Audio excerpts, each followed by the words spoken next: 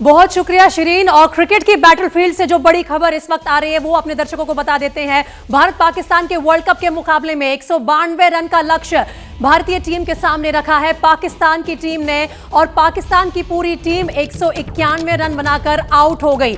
भारत को अब 192 रन बनाने हैं अपना ये पाकिस्तान के खिलाफ वर्ल्ड कप का मुकाबला जीतने के लिए। आपको बता दें कि पाकिस्तान की तरफ से आज सबसे ज्यादा रन बनाए हैं कप्तान बाबर आजम ने, लेकिन जैसे ही बाबर आजम का विकेट लिया मोहम्मद सिराज ने, उसके बाद से विकेट गिरने का सिलसिला लगातार पाकिस्तान के लिए चलता रहा। और कुल मिलाकर जसप्रीत बुमराह ने 2 विकेट लिए, मोहम्मद सिराज ने 2, हार्दिक पांड्या को भी 2 सफलता मिली, साथ ही कुलदीप यादव और रविंद्र जडेजा के खाते में भी 2-2 विकेट गए हैं। तो इसका यह मतलब हुआ कि पाकिस्तान की पूरी टीम आज 191 रन बनाकर आउट हो गई। 42.5 ओवर में पाकिस्तान की टीम को ऑल आउट कर दिया। भारत के गेंदबाजों ने पूरे 50 ओवर टिककर खेल नहीं पाए पाकिस्तान के बल्लेबाज, और आज ये 192 रन अब भारतीय बल्लेबाजों को बनाने होंगे अगर ये मुकाबला जीतना है। तो मेरे साथ हमारे तमाम एक्सपर्ट्स अब जुड़ चुके हैं स्टूडियोज में, कपिल पाजी, संजय बांगर, अतुल वासन, और जल्द ही आपको अहमदाबाद भी लिए चलेंगे जहां से जीएस विवेक और आशीष सिंह हमारे साथ जुड़ेंगे। लेकिन पाजी, सबसे पहले आपसे ओपनिंग कॉमेंट्स चाहती हूँ। 192 रन का लक्ष्य और जिस तरह से भारतीय गेंदबाजों ने वापसी की इस मैच में, क्या कहेंगे आप? बहुत बढ़िया। देखिए, विकेट इतनी आसान नहीं है और बड़ी अच्छी पार्टनरशिप पाकिस्तान ने करने के बाद कहीं ना कहीं उनका संतुलन लूज़ हुआ और शायद इंडिया ने वो जो मौका था उसको पकड़ा और बहुत बखूबी से वापस आए। संजय, आप क्या कहेंगे, टर्निंग पॉइंट क्या था भारतीय गेंदबाजी के नजरिए से अगर देखा जाए तो? क्योंकि एक वक्त पर लग रहा था कि 300 रन का लक्ष्य भी मिल सकता है, लेकिन फिर किस तरह से वापसी की भारतीय गेंदबाजों ने? 150 पे 2 विकेट थी, वहां पर जिस तरह से सिराज ने विकेट निकाली बाबर की और फिर 2 back to back wickets Kuldeep के, तो मुझे लगता है वो जो 3 विकेट्स लिए भारतीय गेंदबाजों ने उस 2 या 3 ओवर के अंतराल में, वो टर्निंग पॉइंट रह गया गेम का। बिल्कुल। और फॉल ऑफ विकेट्स अतुल अगर देखा जाए तो 1 for 41, 2 for 73, 3 for 155, लेकिन उसके बाद 36 रनों में 8 विकेट गवा बैठी पाकिस्तान की टीम। कहां से घबराना शुरू हुए? देखिए, मैं कह रहा था बार बार कि बिग मैच प्रेशर जो है ना, जो नए लड़के शायद वो संभाल नहीं पाए, और फिर से 40 पे जब बिना किसी विकेट के जो शुरुआत हुई थी, ऐसा लग रहा था कि शायद क्या रोहित ने गलत तो नहीं कर दिया पहले गेंदबाजी करके, पर उसके बाद पार्टनरशिप और बीच में जो इनएक्सपीरियंस पर हमने वो प्रेशर सिचुएशन बनाई, उनको फॉल्स शॉट खेलने के लिए मजबूर किया। तो आई थिंक बॉलर्स की कलेक्टिव एक छोर से भी अगर आप रिलीज कर देते प्रेशर तो शायद ये ना होता। मेरे ख्याल से बिल्कुल ठीक कहा आपने। जो कलेक्टिव एफर्ट रहा भारतीय गेंदबाजों का, उसी के चलते 191 रन पर पाकिस्तान की पूरी बल्लेबाजी ढेर हो गई। और देखिए, अभी से भारतीय जो फैंस हैं जो वहां पहुंचे भी हुए हैं और देश भर के अलग अलग हिस्सों में बैठकर ये मैच देख रहे हैं, उन्होंने जश्न मनाना शुरू कर दिया है। लेकिन आपको ये हमेशा याद रखना होगा, पाजी भी बार बार कहते हैं कि कोई भी लक्ष्य छोटा या बड़ा नहीं होता। वर्ल्ड कप में तमाम जो टीम आई है वो बहुत कुछ सीख कर हासिल करके आई है। ये 192 रन भी आपको बनाने होंगे। और मैं साथ ही जीएस विवेक को भी यहाँ ले लेती हूँ जो अहमदाबाद में नरेंद्र मोदी स्टेडियम में मौजूद हैं। विवेक, जिस तरह से हमने देखा कि पाकिस्तान की बल्लेबाजी एक वक्त बिल्कुल सही ट्रैक पर चल रही थी, और अतुल ने कहा भी कि हमें डाउट होने लग गया था कि रोहित शर्मा ने क्या पहले फील्डिंग करके सही फैसला भी लिया है या नहीं लिया है, लेकिन फिर गेंदबाजों ने पूरी तरह से मैच को खींच लिया वापस।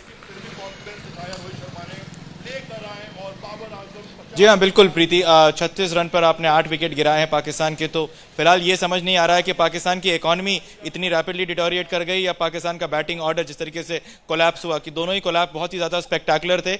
और अभी भी भले ये 192 रन जो है हमको बनाने हैं, लेकिन विकेट इतना ख़राब नहीं है, बहुत पुअर शॉट सिलेक्शन है। और इसका एक ग्लिम्स, जैसे मैंने आपको पहले भी कहा था कि बार बार पाकिस्तान के जो बल्लेबाज थे वो काफ़ी ऑब्सेस थे किस तरीके से वो मिडिल ओवर्स को खेलेंगे, और उसी मिडिल ओवर्स में ही पाकिस्तान ने ये अपना पूरी की पूरी जो इनिंग्स है उसको अपना खराब किया, क्योंकि बार बार इनकी कोशिश हो रही थी कि अनऑर्थोडॉक्स शॉट्स खेलने की, स्वीप शॉट्स खेलने की। अगर आप देखें तो आज भी कितने सारे पाकिस्तान के बल्लेबाज स्वीप शॉट, कट शॉट मारते हुए, कोशिश करते हुए वो आउट हुए और स्पिनर्स को ठीक से पकड़ नहीं पाए। और अभी भी ऐसा नहीं है कि इस विकेट में कोई खराबी है या कोई अनप्लेबल विकेट है या बहुत ज्यादा घूम रहा है। बॉल थोड़ा सा रुक के जरूर आ रहा है, लेकिन मुझे नहीं लगता कि चेस करते हुए टीम इंडिया को यहाँ पर कोई भी दिक्कत होगी। जी, आपने बात की इकोनॉमी की, पाकिस्तान की इकोनॉमी का पता नहीं, लेकिन एक वक्त हमें चिंता हो रही थी मोहम्मद सिराज की इकोनॉमी की, क्योंकि वो काफी ज्यादा पाकिस्तानी बल्लेबाज वहां पर रन स्कोर कर रहे थे। लेकिन फिर जिस तरह से वापसी हुई और मोहम्मद सिराज ने ही वो ब्रेक थ्रू दिलाया बाबर आजम का विकेट लेके, और उसके बाद जब रिजवान का भी विकेट गिरा उसके बाद से मैच बिल्कुल पलट गया। एक बार फॉल ऑफ विकेट्स अपने दर्शकों को दिखाते हैं। 7 विकेट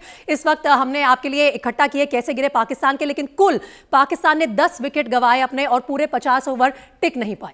इतना खूबसूरत पैकेज है कि हम विकेट दिखाने में खो ही गए। और मैं बोल्ड जरा गिन रही थी तो बोल्ड भी कितनी बार आए, बाबर आजम बोल्ड, मोहम्मद रिजवान बोल्ड, उनके अलावा इफ्तिकार अहमद बोल्ड, शादाब खान बोल्ड। तो बहुत ही खूबसूरत गेंदबाजी भारतीय गेंदबाजों की तरफ से देखने को मिली और खास तौर पर उस एक टर्निंग पॉइंट के बाद जब बाबर आजम का विकेट गिर गया। अभी से भारतीय जो प्रशंसक हैं, फैंस हैं, वो सेलिब्रेट करना शुरू हो चुके हैं। कुछ तस्वीरें आ रही हैं मुंबई से भी और दिल्ली में मेरी सहयोगी लता भी मौजूद है कुछ फैंस के बीच में। आपको वो तस्वीरें दिखाते हैं जो आ रही हैं। और ये सिर्फ माहौल अहमदाबाद तक सीमित नहीं है, मैं देश के कई हिस्सों से इस वक्त जो तस्वीरें आ रही हैं एक्साइटेड फैंस की वो आपको दिखा रही हूं। मुंबई पहले चल रहे हैं, जो तस्वीरें आएंगी वो नजर आ रही हैं। लोग डांस भी करना शुरू कर चुके हैं। लेकिन लता, आप बताइए, इस वक्त फैंस बहुत उत्साहित है कि ज्यादा बड़ा लक्ष्य भारत के सामने नहीं है? जी बिल्कुल, जो फैंस हैं बेहद उत्साहित हैं। और मेरे पीछे आप तस्वीर देख सकते हैं, मैं मुंबई के माटुंगा इस इलाके में हूँ। यहाँ पे सोसाइटी में एक स्क्रीन पर रखी गई थी। कुछ मेरे साथ लोग हैं यहाँ पे जो बहुत एंजॉय कर रहे हैं। क्या कहना चाहेंगे आप पाकिस्तान के रन्स के बारे में? क्या कहना चाहेंगे? पाकिस्तान जो हिसाब से खेल रही थी 152 पे 2 विकेट था, बाद में जो हिसाब से इंडिया ने जो कमबैक था वो बहुत अच्छा था। 191 पे ऑल आउट कर दिया पाकिस्तान को, इससे बड़ी खुशी और कुछ नहीं हो सकती है। 191 पे ऑल आउट कर दिया। मैं आपको छोटे छोटे बच्चे दिखाना चाहती हूँ यहाँ पे। हाय, आपका नाम क्या है? युवान। ये आपने ये क्या लगा है यहाँ पे? यहाँ पे आपने क्या लगा है? भारत माता की बोलो, भारत माता की। इंडिया का फ्लैग बोल। इंडिया का फ्लैग। जैसे कि आप देख सकते हैं ये जो खुशी है लोगों तक, जो छोटे बच्चे हैं वो भी सीमित है। मैडम, क्या कहना चाहेंगे आप? सभी यहाँ पे एंजॉय कर रहे हैं। अब भारत की बारी है, वो बैटिंग करेगी। क्या कहना चाहेंगे? ऑल द बेस्ट, इंडिया जीतेगा। इंडिया जीतेगा। जैसे कि आप देख सकते हैं यहाँ पे जो है इस फर्स्ट इनिंग के बाद जो खुशी है केवल अहमदाबाद तक सीमित नहीं है, पूरे देश भर में। वैसे तो कल से नवरात्रि शुरू हो रही है, लेकिन ऐसा लगता है कि आज से ही गरबा का सीजन, नवरात्रि का सीजन शुरू हो चुका है। और जिस तरह से लोग एंजॉय कर रहे हैं, सेलिब्रेट कर रहे हैं, मेरे साथ तमाम सहयोगी देश के अलग अलग हिस्सों से जुड़ रहे हैं। लेकिन उनके पास जाओ उससे पहले संजय, आपसे कमेंट्स लेना चाहूंगी। हम टर्निंग पॉइंट की बात करें, लेकिन पिक ऑफ द बॉलर्स आपके लिए कौन रहे? सिराज एक तरफ, जहां शुरू में काफी रन खाए, लेकिन उसके बाद वापसी दिलाने में कुलदीप यादव या जसप्रीत बुमराह, किसका बड़ा योगदान? कुलदीप यादव का मैं समझता हूँ, क्योंकि साउथ शकील को उन्होंने आउट किया और फिर उसके बाद इफ्तिकार थे जो बड़े शॉट लगाने की काबिलियत रखते थे इस विकेट के ऊपर, क्योंकि विकेट थोड़ा सा नीचे रह रहा था, शॉट मेकिंग आसान नहीं था। तो कुलदीप यादव के 2 विकेट्स कमर तोड़ दी पाकिस्तान बल्लेबाजी की। बिल्कुल पूरी तरह से। और इस वक्त जो तस्वीरें आ रही हैं लगातार देश के कई हिस्सों से, वो हम आपको दिखाई रहे हैं। थोड़ी देर में भारत का रन चेज, रिया भी हमारे साथ जुड़ी हुई मुझे बताया जा रहा है। विवेक, मुझे पता है आप कुछ कहना चाहते हैं, 1 मिनट दीजिए, मैं एक बार रिया के पास जा रही हूँ, कुछ तस्वीरें दिखाकर फिर आपके पास लौटेंगे।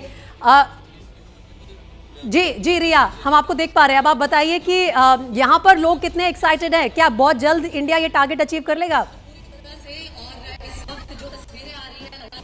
जी, भारत पाकिस्तान का जो ये हाई वोल्टेज मैच चल रहा है, जिसको लेकर लोग आप देख सकते हैं एक्साइटेड है। यहाँ पर ढोल बज रहा है। अभी से लोगों ने जो सेलिब्रेशंस है वो शुरू कर दिए हैं। और यहाँ पर आप देखिए बच्चे छोटे छोटे यहाँ पर मौजूद हैं। ये ग्रेटर नोएडा की एक ग्रीन आर्ट सोसाइटी है और यहाँ पर ये मैच जो है वो लाइव देखा जा रहा था।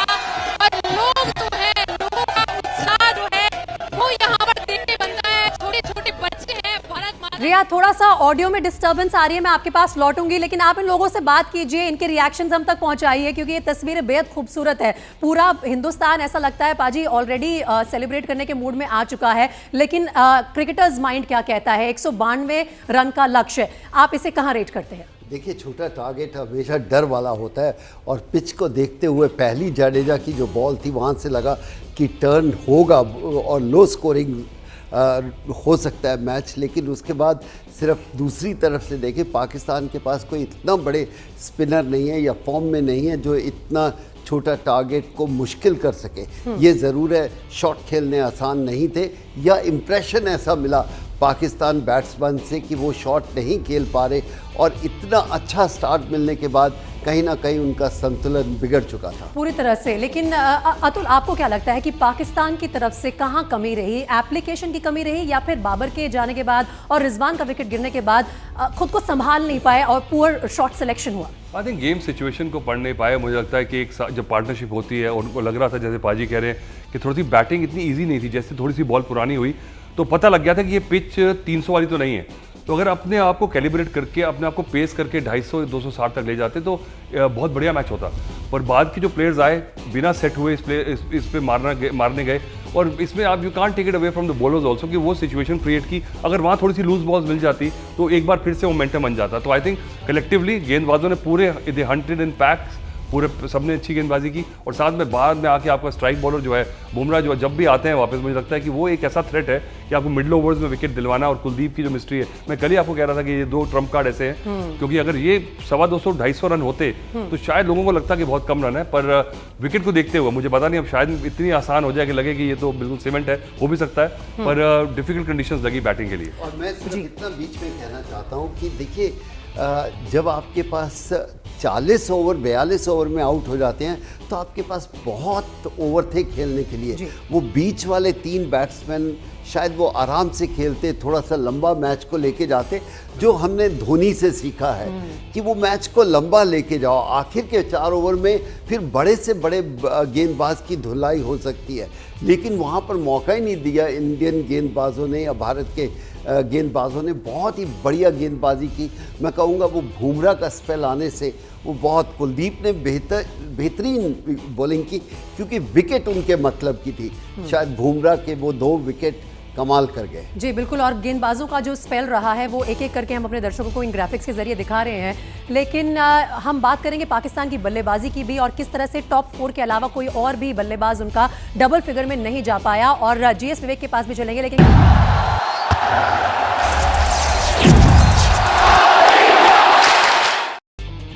Welcome back. आप देख रहे हैं एबीपी न्यूज पर विश्व विजेता, और विश्व विजेता बनने की राह में ऐसा लगता है कि टीम इंडिया ने शायद एक और कदम रख दिया है, क्योंकि पाकिस्तान को 191 रन पर ऑल आउट कर दिया। अहमदाबाद के नरेंद्र मोदी स्टेडियम में भारत पाकिस्तान का महामुकाबला आज चल रहा है, और पूरी की पूरी पाकिस्तान की बल्लेबाजी ढेर हो गई। 191 रन पर ऑल आउट कर दिया भारतीय गेंदबाजों ने उन्हें। अब भारतीय बल्लेबाजों के सामने 192 रन का लक्ष्य है, जो उन्हें ये हासिल करना है अपने 50 ओवर में। पाकिस्तान की टीम 42.5 ओवर पर ऑल आउट हो गई। सबसे ज्यादा रन बनाए कप्तान बाबर आजम ने, जिन्होंने 58 गेंदों में 50 रन बनाए। उनके अलावा मोहम्मद रिजवान ने 39 रन बनाए और 49 रन बनाए, माफ कीजिएगा, और कोई और बल्लेबाज खास कमाल नहीं कर पाया।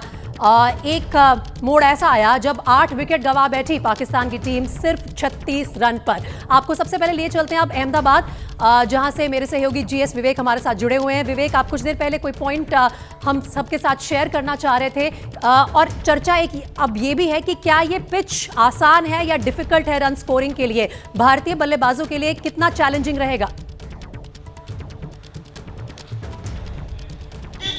देखिए प्रीति, वो जो पॉइंट मैं कहने की कोशिश कर रहा था, क्योंकि अब आप कह रहे थे कि कैसे हमारे बॉलर्स ने पांचों बॉलर्स को 2-2 विकेट मिले हैं, और ठीक ऐसा इत्तेफाक है, क्योंकि 2011 में जब विश्व कप भारत में हुआ था तो पाकिस्तान के खिलाफ जो मुकाबला था, मोहाली में जो मुकाबला हुआ था, वहां पर भी जहीर खान, आशीष नेहरा, मुनाफ पटेल, हरभजन और युवराज ने, पांचों ही गेंदबाजों ने 2-2 विकेट लिया। और आज एक बार फिर यहाँ पर 2023 में जब भारत में विश्व कप हो रहा है तो पाकिस्तान के खिलाफ पांचों ही गेंदबाजों ने 2-2 विकेट लिए हैं। दूसरे सवाल जो आपने मुझसे पूछा कि क्या ये पिच थोड़ा मुश्किल होगा, पिच थोड़ा सा बॉल रुक के जरूर आ रहा है, लेकिन बहुत ज़्यादा सामने से बॉल घूम नहीं रहा है, और मुझे नहीं लगता है कि यहाँ पर कोई दिक्कत होगी। हाँ, थोड़ा सा मूवमेंट होगा ज़रूर शाहीन अफरीदी के लिए, लेकिन जैसे कि शिखर ने कहा हम सबको कि प्री मैच में कि अहमदाबाद की कंडीशंस में इतना ज़्यादा बॉल मूव नहीं होता है। हो सकता है कि 1 या 2 ओवर्स में बॉल थोड़ा सा मूव हो, लेकिन उसके बाद से जो है बहुत ज़्यादा स्विंग भी यहाँ पर देखने को नहीं मिलेगा। तो इन टोटल मुझे लग नहीं रहा है कि एक बहुत ज़्यादा चैलेंज यहाँ पर मिलेगा भारतीय बल्लेबाजों को ये टोटल चेस करने के लिए। ठीक है संजय, अगर हम बात करें पाकिस्तान की बल्लेबाजी की, आपको क्या लगता है कि कहाँ एक्सपोज हुआ उनका मिडिल ऑर्डर एक बार फिर से? वही बात आ जाती है लौटकर कि आप 1 या 2 बैट्समैन पर निर्भर करते हैं, अगर वो नहीं चल पाते तो फिर कोई और चैलेंज नहीं प्रेजेंट कर पाता दूसरी टीम को। देखिए, काली मिट्टी का विकेट था तो ज़्यादा बाउंस नहीं था, और जो भी बल्लेबाज आउट हुए या तो फिर एलबीडब्ल्यू आउट हुए या बोल्ड आउट हुए, कुछ क्लोज डिसीजंस भी थे, जो स्वीप काफ़ी अटेम्प्ट कर रहे थे। तो ये पुअर क्रिकेटिंग सिलेक्शन, मतलब शॉट सिलेक्शन था, जहां पर लो विकेट के ऊपर स्वीप अटेम्प्ट करना, जितना सीधे बल्ले से खेलते, थोड़ा सा फ्रंट फुट पे खेलते तो बच जाते, और वहीं चूक हुई पाकिस्तान बल्लेबाजों से। ये पाजी वही सवाल आ जाता है कि आप ड्राइंग बोर्ड पे या नेट्स में कुछ और स्ट्रैटेजी लेके आते हैं, प्रैक्टिस करते हैं, उसे गेम सिचुएशन के हिसाब से इम्प्लीमेंट करना ना या ना करना, प्रेजेंस ऑफ माइंड आपकी दर्शाता है? क्योंकि विवेक ने भी हमें पहले बताया था पाकिस्तान के बल्लेबाज खास तौर पर नेट्स में स्वीप शॉट की बड़ी प्रैक्टिस कर रहे थे, वही दिखा आपको आज के मैच में? देखिए, स्वीप खेलना कोई बुरी बात नहीं है, वो पिच के ऊपर डिपेंड करता है कि पिच कैसी है। जब आपने पहले 5-7 ओवर देख लिया तो फिर अनुमान लगा सकते हो कि शायद इस पे सीधा खेलना और वो जो रोटेट करने का दोनों, अगर आप देखो पहले 10 ओवर में, दूसरे 10 ओवर में और तीसरे 10 ओवर में कोई फ़र्क नहीं आया। सेट बैट्समैन भी उसी रफ्तार से खेले और जो नहीं थे वो भी उसी रफ्तार से खेले।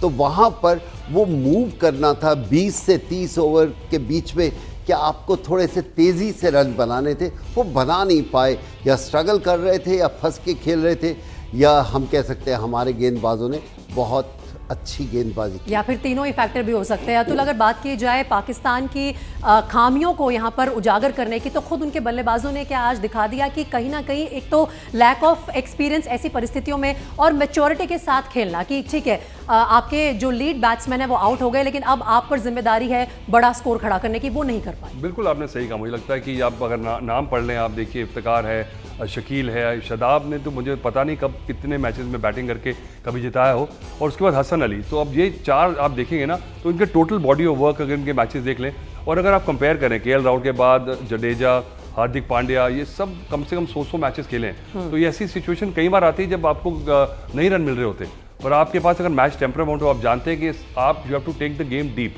तो डीप ले जाने की तो कोशिश की नहीं। आप देख रहे हैं कि रिजवान बाबर इतने बड़े प्लेयर हैं, उनसे शॉट नहीं लग रहा, तो आप आते ही क्या कोशिश कर रहे हैं? आप पूरे 50 ओवर का माइंड बनाते, आप जानते हैं कुछ अपने गेंदबाजों को कुछ तो टारगेट दीजिए। तो उन्होंने यहाँ 200 रन नहीं बना के, मुझे लगता है कि हरा करी कहते हैं ना कि अपने आप को खुद ही जिस टानी में बैठे थे उस पर अपने कुल्हाड़ी से काट लिया। जी बिल्कुल, और वो जो कुशन मिलना चाहिए था पाकिस्तानी गेंदबाजों को, उनके बल्लेबाज वो प्रदान करने में कामयाब नहीं हुए। लेकिन विवेक, जैसे हम ये चर्चा कर रहे हैं आप सबके साथ, हम साथ साथ तस्वीरें दिखा रहे हैं भारतीय फैंस की भी, जो पहले से ही अब सेलिब्रेट करने के मूड में आ चुके हैं। लेकिन उस मोड के बारे में बताइए जब बाबर और रिजवान मैदान में टिके हुए थे और ऐसा लग रहा था कि पाकिस्तान कहीं ना कहीं हो सकता है 290-300 तक भी ले जाए स्कोर को, उस वक्त वो जो 1,30,000 की जनता आज इकट्ठा हुई है भारत के समर्थन में, क्या कभी कोई ऐसा पल आया कि बिल्कुल खामोशी छा गई हो? जी हाँ, बिल्कुल। और प्रीति, बहुत इंटिमिडेटिंग होता है जब आप 1 लाख लोगों के सामने आप खेलते हो और सब आपके अगेंस्ट हो। अनफॉर्चुनेट सी बात है, लेकिन बाबर आजम वहाँ पर आज बू भी हुए जब वो बल्लेबाजी कर रहे थे, जब वो चौके मार रहे थे, लेकिन फैंस को पूरा भरोसा था। और अगर आपको याद हो तो एक DRS लिया था बाबर आजम ने, वो आउट हो भी गए थे जल्दी, लेकिन इतने से 2 सेंटीमीटर से शायद अंपायर्स कॉल था और उसकी वजह से जो वो बच गए बाबर आजम वहाँ पर। और लेकिन फैंस को यकीन था, वो लगातार बैक कर रहे थे। उस वक्त भी जब मोहम्मद सिराज काफ़ी कॉस्टली गए अपने पहले स्पेल पर, जब 27 रन दिए उन्होंने अपने पहले 5 ओवर के स्पेल में, तो बैक ज़रूर कर रहे थे, लेकिन बहुत हॉस्टाइल सा एक एनवायरनमेंट हो जाता है जब आपके पास अगेंस्ट 1 लाख लोग हों और आप मुश्किल से 5 या 6 बंदे हों उस क्राउड में, तो बहुत मुश्किल हो जाता है किसी भी बल्लेबाज को जो है वहाँ पर फोकस करना, खेलना। और सबसे बड़ी बात यह है कि, और यह बहुत ज़्यादा इंपॉर्टेंट फैक्टर था आज के मुकाबले में, कंडीशंस अच्छे नहीं थे और बहुत अच्छी यहाँ पर गेंदबाजी करी। रोहित शर्मा की आपको यहाँ पर तारीफ करनी होगी कि उन्होंने गेंदबाजों को अच्छी तरीके से स्विच किया, शार्दुल को सबसे आखिरी के लिए रखा, उन्होंने अपने सारे इंपॉर्टेंट बॉलर्स को पहले ऊपर जो है इंट्रोड्यूस किया। तो उन सभी फैक्टर्स के एक और बहुत बड़ा फैक्टर था कि वो क्राउड जो पूरा 1 लाख से ज़्यादा लोग जो थे आपके सपोर्ट में थे, और वहाँ से अगर बॉलर्स जो भी आते थे वो फाइन लेग और थर्ड मैन के बाउंड्री के आसपास आते भी थे पानी पीने के लिए, तो उनको भी लगातार एग किया जाता था, उनको भी लगातार बूस्ट किया जाता था कि नहीं, दूसरे स्पेल में हमको आउट करना है और पाकिस्तान को जल्द से जल्द आउट करना है। और यही कुछ हमें आज यहाँ पर देखने को मिला। बिल्कुल, और आप देखिए पाकिस्तान की जो पूरी टीम है प्लेइंग 11 मैदान में उतरेंगे, जब भारतीय बल्लेबाज इस टारगेट को चेस करेंगे, तो उस वक्त भी हम यही अपील करते हैं फैंस से कि कोई भी ऐसा अनकंफर्टेबल मोमेंट ना आए उस टीम के लिए भी जो सामने से खेलने के लिए आपके घर में आए हैं। लेकिन संजय, अगर बात की जाए यहाँ पर भारतीय गेंदबाजी की, शार्दुल ठाकुर के ऊपर मैं सवाल लेना चाहूंगी। उन्होंने आज 2 ओवर डाले और उसमें 12 रन उन्होंने गंवाए, कोई सफलता नहीं मिली। बाकी के 5 गेंदबाज 2-2 विकेट लेकर गए हैं। शार्दुल ठाकुर की भूमिका पर एक बार फिर से क्या ये पूछा जाएगा कि प्लेइंग 11 में किस पर्टिकुलर एरिया को कवर कर रहे हैं हम उनके प्रेजेंस से? छठे गेंदबाज के विकल्प में उनका इस्तेमाल हो रहा है, और जब 5 प्रमुख आपके गेंदबाजी बढ़िया कर रहे हैं तो फिर उनका इस्तेमाल करना ज़रूरी नहीं है। ऐसा नहीं है कि उनको टीम में लिया है तो गेंदबाजी देनी ही पड़ेगी। और एक 8 नंबर के ऊपर देखिए इंश्योरेंस के प्रति कि एक नंबर 6 और नंबर 7 के बल्लेबाज कुछ अलग ढंग से बल्लेबाजी करते हैं। यदि अगर 8 नंबर कोई गेंदबाज बल्लेबाजी करने के लिए आए तो वो थोड़ी सी मानसिकता अलग होती है, तो कुशन देते हैं गेंदबाजी में भी और बल्लेबाजी में भी। तो पाजी, क्या ये मान लिया जाए कि शार्दुल ठाकुर एक वो जो इंश्योरेंस वाला फैक्टर संजय हाईलाइट कर रहे हैं, उसी के तौर पर आने वाले मैचेस में भी टीम मैनेजमेंट ने क्लियर कर दिया है कि हमें ये चाहिए, इंश्योरेंस आपको अच्छी लगे ना लगे लेकिन लॉन्ग टर्म के लिए अच्छी होती है, प्रीमियम देते रहना चाहिए। अगर टीम ने ये सोच लिया फिर हमें ज़्यादा चर्चा नहीं करनी चाहिए, फिर हमें अपनी टीम को बैक करना चाहिए। शायद मेरा थॉट प्रोसेस अलग हो सकता है, संजय का, अतुल का हो सकता है, लेकिन कभी कभी हमें टीम की सोच के साथ ही चलना चाहिए। और मैं यही कहूँगा, हाँ कभी कभी हमें अलग लगता है, लेकिन जैसा भी कर रहे हैं टीम बहुत बढ़िया कर रहा है। जी बिल्कुल, और जब अतुल इस तरह का परफॉर्मेंस रहा टीम के गेंदबाजों की तरफ से तो शायद फिर ज़्यादा गुंजाइश नहीं है और फालतू हमें भी इधर उधर से जो नेगेटिव पॉइंट्स हैं निकालने नहीं चाहिए। लेकिन अब अगर हम गेंदबाजों की बात करें, आपने पहले भी कहा था कि कुलदीप जो हैं एक फैक्टर साबित होंगे और वो एक बहुत बड़ा फैक्टर है जो भारत की टीम को पाकिस्तान की टीम से अलग करता है। उनके पास क्या इस तरह का कोई गेंदबाज है? देखिए, मुझे लगता तो नहीं है, क्योंकि शादाब जो हैं वो अलग शैली के गेंदबाज हैं और नवाज़ जो है वो भी मुझे लगता है रन रिस्ट्रिक्टिंग, ऐसा कोई वर्ल्ड क्लास गेंदबाज जैसे सकलैन की बात कर लें, मुश्ताक की बात कर लें, वैसा गेंदबाज मुझे कोई नज़र नहीं आता। तो इसलिए मुझे लगता है ऐसे इतना मुश्किल ट्रैक नहीं है, क्योंकि आपके अब तसल्ली है पूरे 50 ओवर की, थोड़ा मौसम भी ठीक होगा, थोड़ी कंडीशंस बेटर हो जाएंगी और एक पीछे से इतना कॉन्फिडेंस जो लेके आ रहे हैं, दिक्कत होनी नहीं चाहिए। मुझे लगता है कि पाकिस्तान के गेंदबाज अपनी गेम को थोड़ा अप कर लें और थोड़ा सा मुश्किल करें। मुझे लगता है कि थोड़ा सा एक झटका दें कि मेहनत करनी पड़े इंडिया को, तो तब थोड़ा ज़्यादा मज़ा आएगा। क्योंकि एक तरफा अगर हम जीत जाएंगे तो फिर मुझे लगता है कि थोड़ा नीरस हो जाएगा। पर चलिए, वर्ल्ड कप है तो कोई फ़र्क नहीं पड़ता, आप जीतते रहिए। तो पाकिस्तान भी आगे मुझे लगता है इस मैच के बाद थोड़ा सा उनको एक रियलिटी चेक मिला है। अब इस जगह से अगर देखा जाए, पाकिस्तान की मानसिक तौर पे या किसी तरह नथिंग टू लूज, अभी इससे ज़्यादा और क्या हार सकते हैं, क्योंकि अब सब कुछ हार चुके हैं, ऐसा लगता है, सब बात कर रहे हैं। लेकिन यही एक समय होता है जब गेंदबाज अपनी शैली को और ऊपर लेके जाए। तो इसलिए मैं ये कह सकता हूँ कि अभी मैच हम जीते नहीं हैं, हम सेलिब्रेशन कर रहे हैं। अभी बहुत रास्ता मुश्किल है, आसान नहीं है। और सबसे वर्ल्ड कप की सबसे बड़ी चेज के बाद इमीडिएटली ऐसा परफॉर्मेंस देना थोड़ा सा पाकिस्तानी फैंस के लिए शॉकिंग है। 345 बना के एकदम से, लेकिन उस वक्त सामने श्रीलंका थी, आज सामने भारत थी, तो ये बहुत बड़ा फर्क है। और संजय, अगर अब इंडियन बैटिंग की बात की जाए तो आपने शुभमन गिल को भी आज देखा होगा फील्डिंग करते हुए। अब शुभमन आएंगे रोहित के साथ ओपनिंग करने के लिए, बहुत बड़ा लक्ष्य नहीं है, लेकिन जो कहते हैं ना कि दिमाग में रखकर कुछ बेसिक्स को आगे चलना होगा।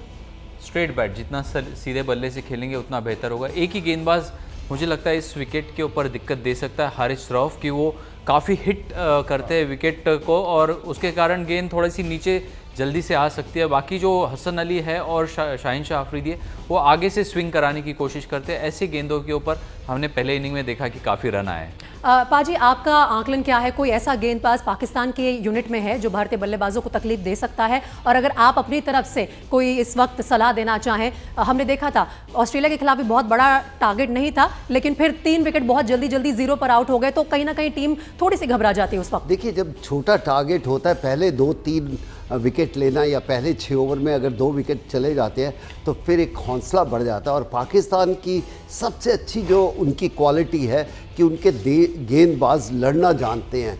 और इस जगह सिर्फ यही है कि पहले 6 ओवर इंडियन टीम को ये चाहिए कि कोई विकेट ना खोए, रन बने या ना बने। लेकिन पाकिस्तान यही चाहेगा कि पहले 6 से 8 ओवर में कहीं हमने 2 विकेट ले लिए, वी कैन बाउंस बैक। और वो दोनों टीम के मानसिक तौर पे डिपेंड करता है कौन बेहतर खेलना चाहता है। अतुल, जो 2 पिलर्स हैं भारतीय बैटिंग के, रोहित शर्मा, विराट कोहली, उनके फिगर्स भी लगातार हम दिखा रहे हैं और खासतौर पर विराट कोहली का प्रदर्शन पाकिस्तान के खिलाफ काफ़ी इंप्रेसिव रहा है, अच्छा रहा है। और हमने उस मुकाबले का भी जिक्र किया जो 2019 में हुआ था, जिसमें रोहित ने 140 रन मारे थे। तो इन दोनों इंडियन पिलर्स जो हैं बैटिंग के, उनके बारे में क्या उन पर आज जिम्मेदारी है या फिर पहले रोहित शुभमन के साथ मिलकर निपटा देंगे मामला? देखिए, अगर निपटा दें तो बहुत बढ़िया बात है, पर मुझे लगता है कि अच्छी बात ये होगी कि सभी बैट्समैन जो है, अब केएल राहुल ने रन बनाए हैं, विराट ने बनाए हैं, रोहित ने बना दिए, अब श्रेयस अय्यर अगर वो रन बनाए, बीच में थोड़ा सा अगर शुभमन गिल आके एक अच्छी पारी खेले, मुझे लगता है कि अब तसल्ली आपके गेंदबाजों ने आपको ऐसे तशतरी पे दी है कि अगर अच्छा स्पेल पड़ रहा है तो आप आराम से आप टेस्ट क्रिकेट खेलिए, आप डर्टी क्रिकेट खेल सकते हैं, आप टाइट बैटिंग कर सकते हैं और चिंता नहीं है कि बाद में इतना जो रिक्वायर्ड रन रेट है बढ़ जाए। तो ये सहूलियत जब मिल जाए तो बैट्समैनों के लिए तो बड़ी लग्जरी होती है। और अगर आप विकेट ना खोएं, क्योंकि आपको पता है कि भाई इस विकेट में अगर विकेट नहीं देंगे तो आप अब पाकिस्तान सिर्फ एक तरह से जीत सकता है, ऑल आउट करके। आप रन रोक नहीं सकते 50 ओवर में। तो यही सिर्फ ठीक है, बस चलते चलते क्लोजिंग कमेंट्स में विवेक को दे देती हूँ, वो अहमदाबाद में मौजूद है। विवेक, कितने ओवर में ये रन अचीव कर रही है इंडियन टीम, जल्दी से आप बता दीजिए।